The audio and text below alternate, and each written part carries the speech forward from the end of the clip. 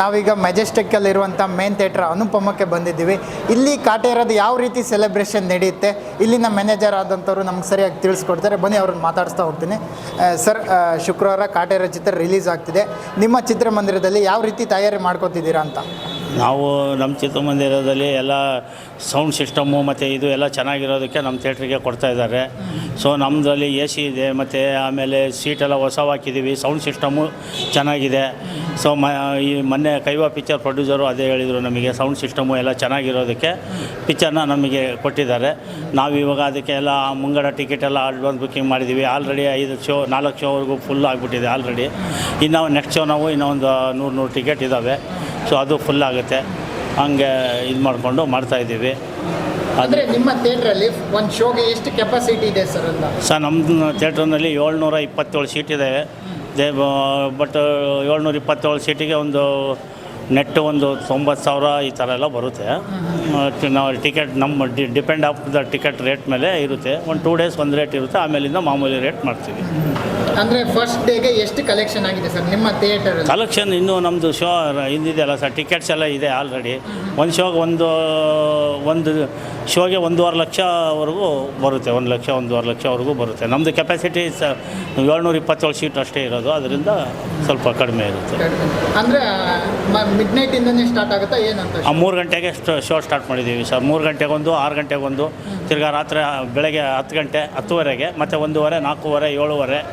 So ಮತ್ತು ರಾತ್ರಿ 10 ಕಾಲಿಗೆ 7 ಶೋ ಹಾಕಿದ್ದೀವಿ. ಸೊ 7 ಶೋ ಸಿನಿಮಾ ನಮ್ಮದ್ರಲ್ಲಿ ಫಸ್ಟ್ ಡೇ ನಡೀತೆ. ನೆಕ್ಸ್ಟ್ ಇದರಿಂದ ಎಲ್ಲ ನಾವು 5 ಶೋ ಮಾಡಿದ್ದೀವಿ. ಅಂದರೆ ಕಾಟೇರಕ್ಕೆ ತುಂಬ ನಿರೀಕ್ಷೆ ಇದೆ, ತುಂಬ ಜನಗಳು ಒಪಿನಿಯನ್ ಇದೆ. ಈಗಲೂ ಆಲ್ರೆಡಿ ಟಿಕೆಟ್ಸ್ಗಳಿಗೆ ಬರ್ತಾ ಇದ್ದಾರೆ, ಹೋಗ್ತಾ ಇದ್ದಾರೆ. ಸೊ ಕೆಲವು ಹೌಸ್ಫುಲ್ ಆಗಿದೆ. ಆನ್ಲೈನ್ ಬುಕ್ಕಿಂಗ್ ಮಾಡ್ಕೊಂಡು ನಾವು ಆನ್ಲೈನ್ ಬಿಟ್ಟಿದ್ದೆ ಬುಕ್ಕಿಂಗ್ ಆಗೋಗಿದೆ ನಮ್ಮದ್ರಲ್ಲಿ ಎಲ್ಲ ಸೀಟ್ ಸರ್. ಅಂದರೆ ಇವಾಗ ರಿಲೀಸ್ ಆದಮೇಲೆ ಒಂದು ರೆಕಾರ್ಡ್ ಮಾಡೋದು ಇದ್ದೇ ಇದೆ. ಇದು ಕಾಟೇರಿ ಅಂದರೆ ರಿಲೀಸ್ ಮುಂಚೆನೇ ರೆಕಾರ್ಡ್ ಮಾಡಿದೆ, ಅಂದರೆ 1 ಕೋಟಿಗೂ ಹೆಚ್ಚು ಕಲೆಕ್ಷನ್ ಮಾಡಿದೆ ಅಂತ ಹೇಳ್ತಾ ಇದ್ದಾರೆ ಟಿಕೆಟ್ ವೈಸಲ್ಲಿ. ಆಗಿರ್ಬೋದು ಸರ್, ಯಾಕಂದರೆ ನಾವು ನಮ್ಮದು ಒಂದೇ ಥಿಯೇಟ್ರದೇ ನೋಡಿರ್ತೀವಿ, ಬೇರೆ ಥಿಯೇಟ್ರ್ಗಳಲ್ಲಿ ನಮಗೆ ಗೊತ್ತಿರಲ್ಲ. ಆಗಿರ್ಬೋದು. ಯಾಕಂದರೆ ಪಿಕ್ಚರ್ ಆ ಥರನೇ ಹವಾ ಇದೆ.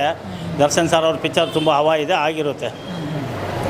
ಅಂದರೆ ಇವಾಗ ಸಾಲಾರ್ ಬಂದಿತ್ತು, ಇವಾಗ ಇದೆಲ್ಲ ಇನ್ನೂ ಮುಂದಿನ ದಿನಗಳಲ್ಲಿ ಅದ್ರ ರೆಕಾರ್ಡ್ ಬ್ರೇಕ್ ಮಾಡುತ್ತಾ ಕಾಟೇರ ಆ ಥರದ್ದು ಅನ್ಸುತ್ತೆ ಅಂತ? ಮಾಡುತ್ತೆ ಸರ್, ಮಾಡುತ್ತೆ. ಇದಕ್ಕಿಂತ ಚೆನ್ನಾಗಿದೆ ಅಂತ ಪಿಕ್ಚರ್ ಇವತ್ತು ನನಗೂ ಒಬ್ಬರು ಯಾರೋ ಹೇಳಿದರು, ತುಂಬ ಚೆನ್ನಾಗಿದೆ, ಇದು ಒಳ್ಳೆ ಜೋರಾಗೆ ಬಂದಿದೆ ಪಿಕ್ಚರು ಅಂತ ಹೇಳ್ಬಿಟ್ಟು ಮಾಡ್ಬೋದು.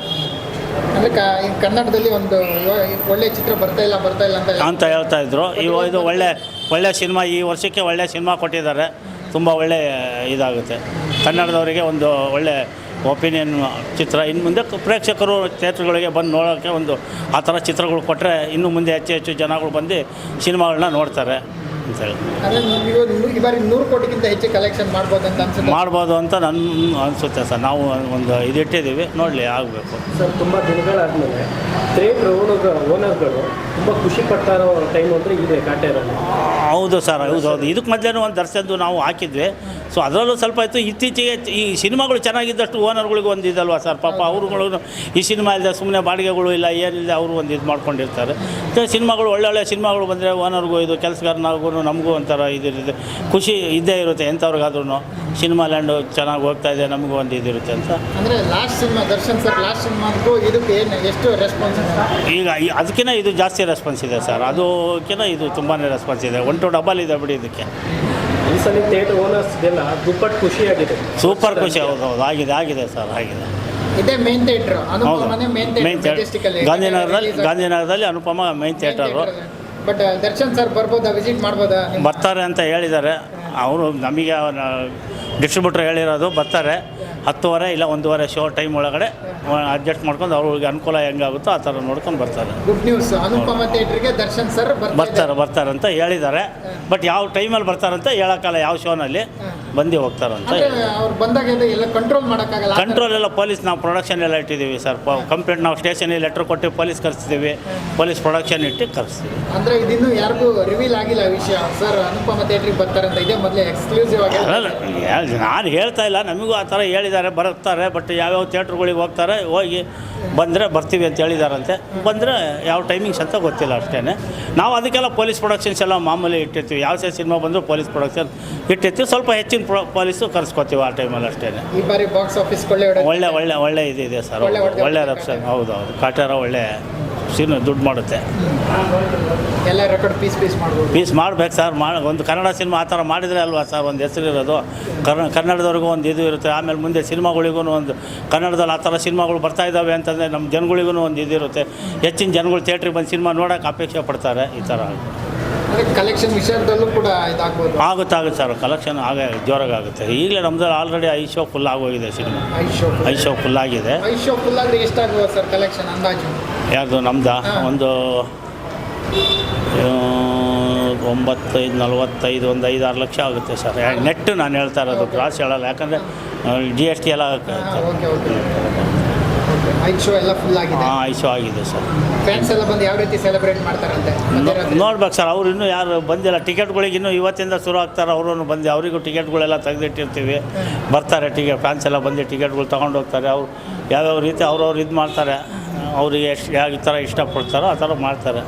ಒಂದು ಪೈರಸಿ ಮಾಡೋರು ಅವ್ರಿಗೆ ಒಂದು ಏನು ಹೇಳ್ತಾರೆ ಅಂತ ಕಿವಿ ಮಾತಾಡೋದಾದ್ರೆ ಯಾರಿಗೆ?